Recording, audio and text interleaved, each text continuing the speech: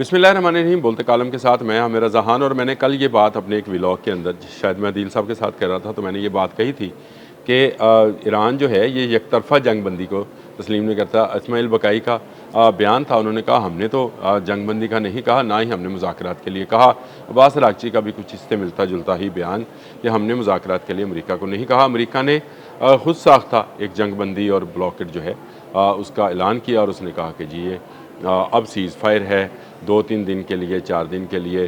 फिर उसके बाद धमकियाँ आना शुरू हो गई कि मैं पुल उड़ा दूँगा और मैं दो कर देंगे, इस तरह की आई। फिर उसने कहा कि डोनाल्ड ट्रंप ने एक और यू टर्न लिया और फिर कहा नहीं मुआहदा बेहतर है जंग से। लेकिन इसी दौरान जो है दो एक वाक़यात ऐसे होते हैं जो इस जंग को दोबारा शुरू कराते हैं। जंग शुरू होने से मुराद मेरी ये है कि एक तो ईरान ने तस्लीम नहीं किया कि ये जंग बंदी उसके कहने पर हुई है, ये मुज़ाकरात के लिए ज़रूर होनी चाहिए।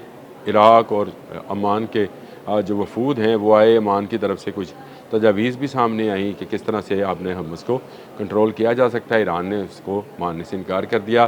फिर उसके बाद अब्बास अराग़ची साहब ने जो है सऊदी अरब और जो है कतर, उनके वज़राए हारजा से गुफ्त शनीद भी की, टेलीफोनिक रब्ता भी किया और उनसे बात भी की। और ये इसलिए भी ज़रूरी था कि ईरान पर एक इल्ज़ाम आयद किया जा रहा था कि वो सऊदी अरब पर हमलावर है। ईरान ने इसकी सख्ती से तरदीद की है कि उसने सऊदी अरब पर कोई नया हमला नहीं किया है। जो पिछले प्रिंस सुल्तान एयरबेस वाले हमले थे वो जंग के दौरान में थे। उसके बाद से हमने कोई ना प्रोजेक्टाइल ना कोई ड्रोन जो है वो सऊदी अरब की तरफ भेजा।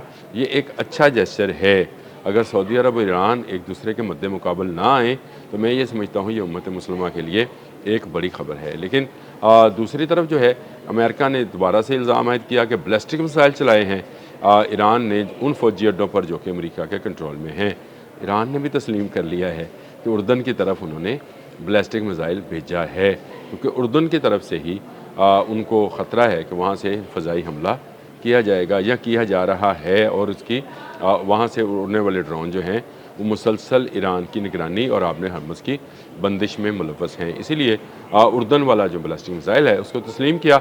हाँ, सऊदी अरब की तरफ जो प्रोजेक्टाइल गया, ये लगता ये है कि ये वैसा ही प्रोजेक्टाइल है जैसे जंग के आगाज़ में, बिल्कुल मार्च के आगाज़ में रामको पर एक प्रोजेक्टाइल जो था वो गया, जिसमें बाद में सऊदी अरब को 200 ममालिक ने कहा कि ये ईरानी नहीं है, ये ड्रोन जो आया था ये शायद 136 की कॉपी है, फ़र्स्ट हैंड कॉपी होगी। यानी उसी तरह की शक्ल सूरत बनाकर बारूद जो है उसमें भरकर उसको ऑयल रिफाइनरी पर गिराया गया था। और अब भी यही शायद साजिश है।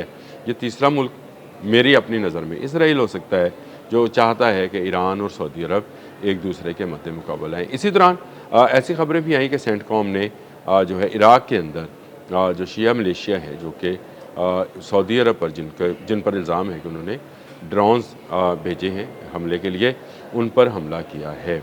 और 8 के करीब जो है उनमें से उस शिया मलेशिया में से लोगों के जो है मारे जाने की इतलात भी आ रही हैं। तो यूँ वो जंग जिसको पिछले 2 दिन में हम समझ रहे थे कि ये ख़त्म हुई है, जैसे ही नेतन्याहू अमेरिका पहुँचे और बड़ी अच्छी मुलाकात हुई, आपको यहाँ पर दोबारा से गोलाबारी जो है नज़र आना शुरू हो गई है। तो आप अंदाज़ा कर सकते हैं, मैंने कल भी ये बात की थी कि वो वहाँ पर सब्ज़ी के भाव बताने और आज की पकाइए ये डिस्कस करने नहीं गया है।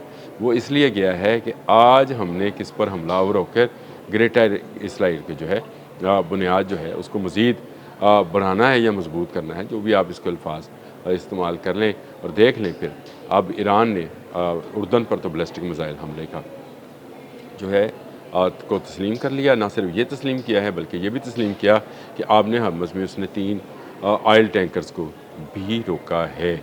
और फिर इराक़ पर होने वाले हमले में भी जो शिया मलेशिया हैं उनके हलाक होने की इतला आई है। तो इसका मतलब ये हुआ कि जंग जो है जो किसी न किसी सूरत जो है हल्के या भारी पैमाने पर जारी है, रुकी नहीं है।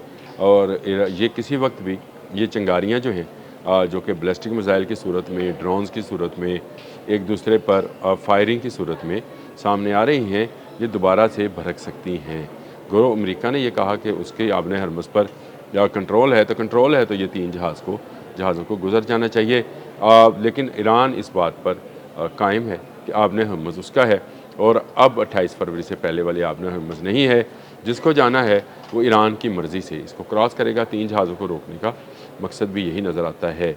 और बैलिस्टिक मिसाइल जो हैं वो ईरान ने चलाकर बता दिया कि वो जो मुज़ाकरात वाला खेल है वो इस तरह से नहीं होगा जब तक आप आबने हरमुज़ वाली जो शराइत हैं ईरान की उसको तस्लीम नहीं करते हैं और ईरान के एटमी साज़ों पर हमले बंद नहीं करते हैं। उस वक्त तक मुकम्मल अमन नहीं होगा। और मैं भी इस बात को बार बार दोहराता रहता हूँ कि ये हित्ता जो कि मिडल ईस्ट का है, मशरक़ वस्ता का है, यहाँ पर आपको मुख्तलिफ़ ममालिक में जंग लगी हुई नज़र आती है। आपको नज़र आता है कि आप इराक़ से शुरू हो जाएँ तो कुवैत, उर्दन, कतर, फिर सऊदी अरब, फिर आपको यमन, आपको ये तमाम बहरीन, आप नाम लेते चले जाएँ, अमान, बहरीन, सारों के नाम ले लें। तमाम रियासतों में आपको कहीं ना कहीं चिंगारियाँ निकलती हुई या आग निकलती हुई नज़र आती है। और ये चिंगारियाँ जो हैं किसी बड़े धमाके का बायस भी बन सकती हैं, क्योंकि ये जंग उस तरह से कभी नहीं रुकेगी। अब यूक्रेन भी इसमें एंट्री दे रहा है, तो इसका मतलब ये है कि ईरान के जनूब की तरफ भी जो है जंग की आग को, बहरीया कैस्पियन में भी जो है वो ज़्यादा जो है उसकी ख़तरनाकी जो है वो नज़र आएगी। तो ये जंग जो है मज़ीद सुकड़ने के बजाय फैल रही है। डोनाल्ड ट्रंप का ताज़ा तरीन बयान तो ये है कि मैं जब चाहूँगा पुल और ट्रेनें और पता नहीं क्या क्या सिविलियंस यानी इंफ्रास्ट्रक्चर्स को जो है मैं तबाह करूँगा। ईरान सिविलियन स्ट्रक्चर्स को तबाह नहीं करेगा। ईरान अमेरिका के फ़ौजी अड्डों पर हमलावर रहेगा ताकि उन अड्डों को जो है ऑपरेटिव ना किया जा सके। और ये अब काफ़ी हद तक तो बात वाज़ह है, तबाही इतनी बड़ी है अमेरिका के लिए कि अब उसने बाकी ममालिक से मदद लेने के लिए लंदन कॉन्फ्रेंस का ढोंग ही कहना चाहिए जैसे चाया है।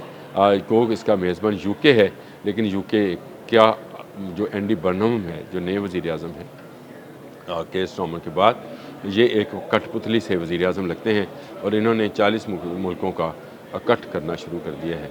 पता नहीं 40 से मुझे क्यों अली बाबा और 40 चोर याद आते हैं। मुझे वैसे ही ये बरसबील तज़किरा इसका ज़िक्र आ गया, 40 से याद आ जाता है। तो ये जो है अमेरिका के जो चहलगानी ममालिक हैं, ये तमाम के तमाम वहाँ इकट्ठे होंगे।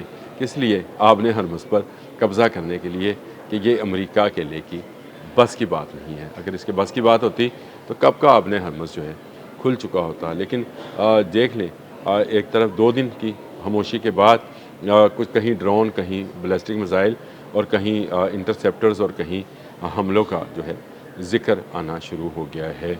और ये जंग किसी वक्त भी दोबारा से भड़क सकती है। ये एक हकीकत है कि ये जंग जो आबने हरमुज़ और मिडल ईस्ट में शुरू हुई है, ये लंबे अरसे तक चलेगी। इस तरह से ख़त्म नहीं होगी जिसका तरह से हम सोचते हैं कि ट्रंप ने कह दिया तो जंग बंद, ट्रंप ने कह दिया तो जंग शुरू। जंग ट्रंप ने शुरू की थी, नेतन्याहू के कहने पर ख़त्म इसको पासदारान इनकलाब कर सकते हैं जब उनकी शराइत को और आबने हरमुज़ में को उनकी मलकियत समझ लिया जाएगा। उससे पहले ये जंग बंद होने की नहीं है। अब तक के लिए इतना ही। अल्लाह हाफ़िज़।